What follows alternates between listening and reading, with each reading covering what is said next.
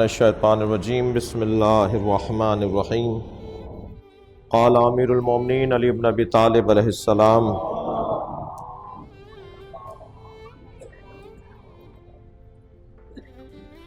فمن علامات احدہم انکا ترا لہ قوتا فی الدین وحدما فی اللین وایمانا فی یقین۔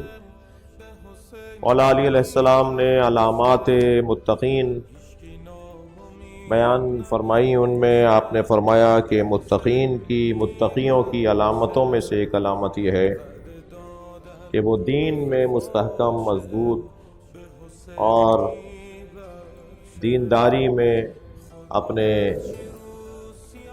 اوپر قابو اور کنٹرول رکھتے ہیں، دین ان کے ہاتھ سے رخصت نہیں ہوتا، وہ دین میں مضبوط ہوتے ہیں۔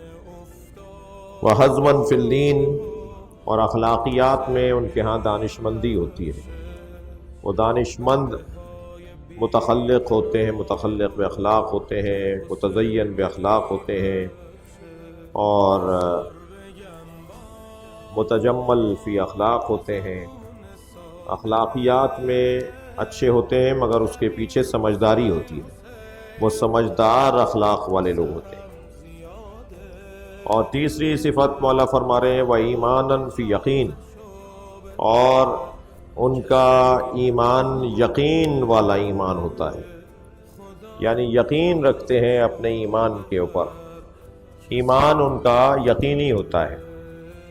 مولا کا یہ فرمان کہ وہ ایمان میں یقین رکھتے ہیں یا ایمان ان کا یقین میں ہوتا ہے، یہ ہمیں ایک بات کی طرف رہنمائی کر رہا ہے، اور بات یہ ہے کہ اس کا مطلب یہ ہے کہ ایمان کی قسمیں ہیں۔ مولا گویا ارشاد فرما رہے ہیں کہ ایمان کی قسمیں ہیں، ایمان صرف ایمان نہیں ہے، مومن سب ایک جیسے نہیں ہیں، ایمان سب کا ایک جیسا نہیں ہوتا۔ اسی مسجد میں جتنے مومنین تشریف فرما ہیں سب کا ایمان ایک جیسا نہیں ہوگا۔ تو ایمان کی کتنی قسمیں ہیں؟ مولا نے تو ایک قسم بیان فرمائی ہے، اور کیونکہ علی ہیں تو سب سے اچھی قسم بیان فرمائی ہے۔ مولا اس سے پہلے اور کم تر جو ایمان کی تصویر اور قسم ہے وہ بیان ہی نہیں کریں گے، اس لیے کہ علی کے نزدیک وہ پسندیدہ نہیں ہے۔ تو مولا نے سب سے اعلیٰ اور سب سے افضل قسم کو بیان کیا ہے، تو اس سے پچھلی قسمیں کیا ہیں؟ مفسرین نے، علماء نے، دانشوروں نے، محدثین نے، فقہا نے جو تشریح کی ہے مولا کے قول کی، تو اس کے مطابق اس سے پہلے والی دو قسمیں اور بھی ہیں۔ سب سے پہلا اور آسان اور عام ایمان جو ہے، جو ہر جگہ مومن ایسا ملے گا آپ کو، ہر مومن کم سے کم ایسا ہوگا، وہ ایمان تقلیدی ہے۔ ایمان تقلیدی، دیکھا دیکھی کا ایمان۔ ہمارے ہاں ایسا ہوتا ہے، ہمارے بڑے ایسا کرتے تھے، ہمارے بڑوں کا یہ عقیدہ تھا، ہمارے دادا کا یہ عقیدہ تھا، ہمارے تایا کا یہ عقیدہ تھا، ہمارے گاؤں کا یہ عقیدہ ہے، ہمارے بڑوں کا یہ عقیدہ تھا، یہ تقلیدی ایمان۔ جبکہ ایمان میں تو تقلید کرنی نہیں ہے نا، عقیدے میں تو تقلید کرنی نہیں ہے، تقلید تو عمل میں کرنی تھی، اور وہ بھی ان کی تقلید کے جو ہمیں ہمارے عمل کا تقرر و تعین کر کے دینے کی صلاحیت رکھتے ہو کہ ہمیں کیا کرنا ہے۔ جہاں ہمارا دماغ کام نہ کرے، جہاں ہماری سمجھ کام نہ کرے کہ ہمیں کیا کرنا چاہیے، وہ عبادات ہوں یا معاملات ہوں، دونوں میدانوں میں کچھ ایسے لوگ ہیں کہ جن کی سوچ سمجھ، جن کا علم اور فہم، جن کی فقاہت اور بصیرت ماہرانہ ہے، لہذا وہ کہیں گے کہ یہ عمل انجام دو تو تم گویا اللہ کے نزدیک اجر پاؤ گے اور جزا پاؤ گے، اور قیامت میں تم معاف ذمہ تمہارا ادا ہو جائے گا، تمہارے کو جو ذمہ داری تھی وہ ادائیگی، ادا شدہ شمار کیے جاؤ گے، ادا کردہ شمار کیے جاؤ گے۔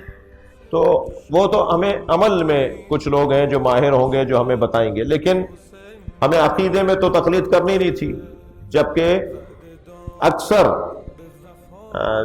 تقلید ہم عقیدے میں کر رہے ہوتے ہیں۔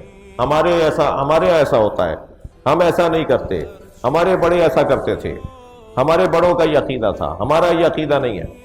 تو یہ تقلیدی جو ایمان ہے نا، یہ انتہائی کم ترین اور آسان ترین اور سستا ترین ایمان ہے، جس پہ ہر مومن کار فرما ہے۔ مگر یہ جو تقلیدی ایمان ہے، یہ وہ چراغ ہے جو پھونک سے بجھا دیا جاتا ہے، یعنی ایسا چراغ ایمان ہے جو ایک ہلکی سی ہوا کے جھونکے سے بجھ جاتا ہے۔ روزانہ یہ مومن ہوتا ہے، روزانہ یہ کافر ہوتا ہے، صبح یہ مومن ہوتا ہے، دوپہر کو کافر، اور شام کو پھر مومن ہو جاتا ہے۔ صلوات پڑھیں ذرا محمد والے، اللہم صل علی محمد وعلی محمد۔ یہ جو مومن ہے یہ انتہائی مجبور اور بیچارہ مومن ہے، بہت ہی بیچارہ، جس کو چارہ ہی نہیں ہے جس کے پاس۔ تو یہ وہ مومن ہے جو انتہائی آسان اور ایمان، تو یہ تقلیدی ایمان۔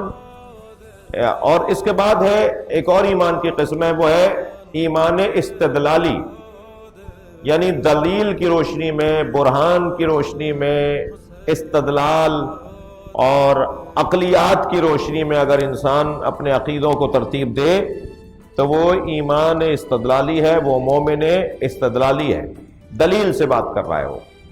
یہ کوئی دلیل نہیں ہے کہ میرے تایا ایسا کرتے تھے، یہ کوئی بڑی دلیل نہیں ہے کہ میرے دادا کا یہ عقیدہ تھا۔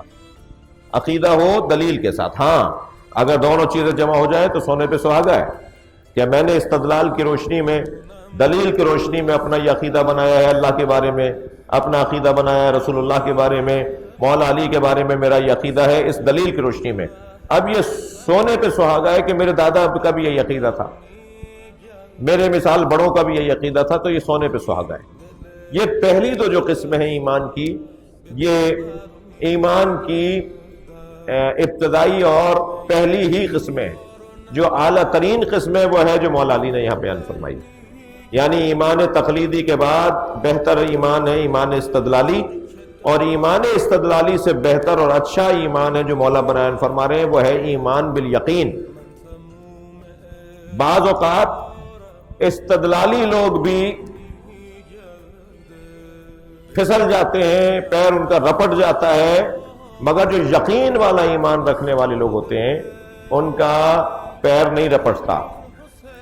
یہ وہ لوگ ہوتے ہیں جو صاحبان کرامت بھی بن سکتے ہیں، یعنی ان کا ایمان ان کی خون میں مل چکا ہوتا ہے، ان کا ایمان ان کے کان میں، زبان میں، آنکھ میں اتر چکا ہوتا ہے، ان کا ایمان گویا ان کے وجود کے اندر ہوتا ہے۔ یہ مجسم ایمان ہوتے ہیں۔ جب یہ مجسم ایمان ہو اور صرف ایمان ہی ایمان ہو ان کے ہاں، تو یہ مجرد ہونے لگتے ہیں۔ عرفا کی زبان میں بات کر رہا ہوں، عرفا کی باتیں بیان کر رہا ہوں کہ یہ پھر مجرد ہونے لگتے ہیں، یعنی تنہا ہونے لگتے ہیں، اور اتنے تنہا ہوتے ہیں کہ یہ اللہ میں ضم ہو جاتے ہیں، اور جب یہ اللہ میں ضم ہو جاتے ہیں تو پھر یہ ارادہ کرتے ہیں وہ ہونے لگ جاتا ہے۔ یہ کسی مردے پہ دم کریں تو اٹھ کے بیٹھ جائے، یہ کسی بیمار پر دم کریں تو اٹھ کے بیٹھ جائے، یہ کسی پریشان حال کو دیکھ کر ارادہ کریں اور اللہ سے کہیں کہ یا اللہ یہ تیری مخلوق پریشان ہے، میں تیری بارگاہ میں کہہ رہا ہوں کہ اس کو پریشانی سے نجات دے دے، تو وہ پریشانی سے آزاد ہو جاتا ہے۔ تو پھر وہ جو ایمان بالیقین والے لوگ ہوتے ہیں وہ ہوتے ہیں جو مستجاب الدعویٰ کہلاتے ہیں، یعنی ان کی دعائیں قبول ہو رہی ہوتی ہیں۔ یا اکثر آپ اولیاء الہی جن کے ہمارے ہاں مزارات بھی بنے ہوئے، جو پتہ ہے جن کے بارے میں مستند، جن کی قبروں اور جن صاحبان قبروں کو ہم جانتے ہیں، حضرت عبداللہ شاہ غازی مثال کے طور پر خود حضرت ابراہیم مجاب، حضرت حبیب مظاہر، کربلا کے سارے شہید ایمان بالیقین والے شہید ہیں، ایمان بالیقین والے مومن ہیں کہ یہ کہیں گے تو ہو جائے گا، یہ سوچیں گے تو ہو جائے گا، کیونکہ یہ مجرد ہو چکے ہوتے ہیں، ان کا اپنا کچھ نہیں ہوتا، یہ خود ہوتا ہی نہیں ہے، یعنی یہ خود باور کر لینا، یہ خود سمجھ لینا کہ ہم نہیں ہیں، جو کچھ ہے صرف اللہ ہے، یہ کیفیت جو ہے وہ ایمان بالیقین والی کیفیت ہے۔ ان لوگوں کی کچھ نشانیاں بھی ہیں، اور نشانیوں میں ایک نشانی تو یہ ہے کہ ان کا ہنسنا، بولنا، رونا، ہنسنا، اٹھنا، بیٹھنا، آنا جانا، سونا جاگنا سب اللہ کے لیے ہوتا ہے، کوئی کام یہ اپنے لیے نہیں کر رہے ہوتے، بلکہ ہر کام پر ڈھونڈتے ہیں کہ اللہ کی یاد کیسے غالب آ جائے۔ یہ ایک نشانی ہے کہ ایسے لوگوں کو ملامت، دوسری نشانی ایسے یقین والے مومنوں کی دوسری نشانی، ایسے لوگوں کو ملامت کرنے والوں کی ملامت اثر نہیں کرتی. یہ ڈھیٹ نہیں ہوتے کہ صاحب ان کو کچھ بھی کہہ دو تو ان کے اوپر کوئی اثر ہی نہیں ہو رہا. نہیں، یہ اللہ کی خاطر زندگی گزار کر خوشنودی پروردگار جس کا معیار اہل بیت کی رضایت ہے. یعنی آپ ایک ترازو کے پلڑے میں اپنی نماز رکھیے، دوسرے پلڑے میں دیکھیے کہ اہل بیت کو آپ کیا جانتے ہیں. جتنی اہل بیت کی معرفت آپ کے ہاں وزنی ہوگی، اتنا ہی اس کا وزن بڑھتا چلا جائے گا. تو وہ جو موازین اعمال اہل بیت کا وجود ہے نا، اعمال تولنے کا ذریعہ ہے، باٹ ترازو بلا تشبیہ. ان کی دوسری نشانی یہ ہوتی ہے کہ یہ لا یخافون لومۃ اللائم، یہ ملامت کرنے والوں کی ملامت سے خوف زدہ نہیں ہوتے. دنیا کیا کہے گی، لوگ کیا کہیں گے، میں تو ذلیل ہو کے رہ جاؤں گا، میں کہاں منہ دکھاؤں گا، میں کیسے لوگوں کا سامنا کروں گا. یہ جو لوگ دنیا لوگ، اور یہ جو یہ سوچ جو رکھنے والے لوگ ہوتے ہیں، وہ مومن نہیں ہیں، وہ مومن نہیں ہیں. اور مومنوں میں ایمان بالیقین رکھنے والا وہ ہے کہ جو دنیا کی ملامتوں سے، دنیا والوں کی ملامتوں سے ایک ذرہ برابر بھی خوف نہ کھاتا ہو، اور وہ کام کر گزرتا ہو کہ جو کام کرنے کا ہے. لہذا کچھ عرصے کے لیے ایسے لوگ اچھوت ہو جاتے ہیں، کچھ مدت کے لیے ایسے لوگ دھتکارے جاتے ہیں، ان کی مذمت بھی ہوتی ہے، ان کے ساتھ زیادتیاں بھی ہوتی ہیں، ان کی دل آزاریاں بھی ہوتی ہیں، یعنی ظاہری طور پر انہیں شرمندہ بھی کیا جا رہا ہوتا ہے.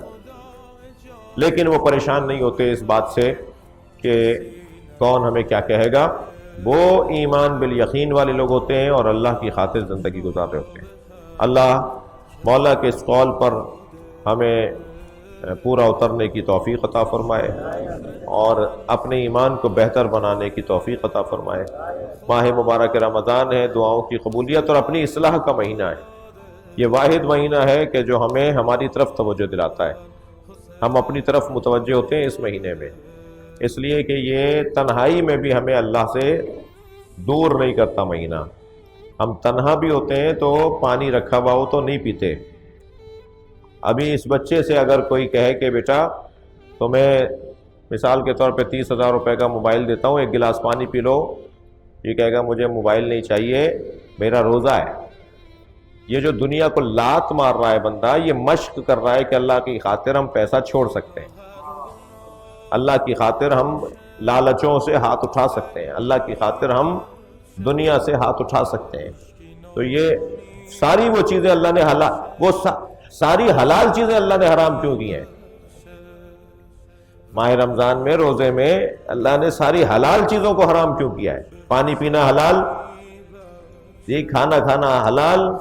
وہ لمبی لسٹ جو آپ نے پہلے روزے میں مجھے سنائی تھی میرے جوانوں نے کہ یہ سارے حلال کام اللہ نے حرام کیوں کیے ہیں. یہ اسی لیے تو حلال کام حرام کیے اللہ نے تاکہ مشق کرو کہ تم ساری دنیاوی چیزوں سے ہاتھ اٹھا سکتے ہو، میری خاطر یہ کام کر سکتے ہو. حرام کاموں سے تو ویسے ہی ہاتھ اٹھانا ہے، وہ تو کہنے کی بات ہی نہیں ہے.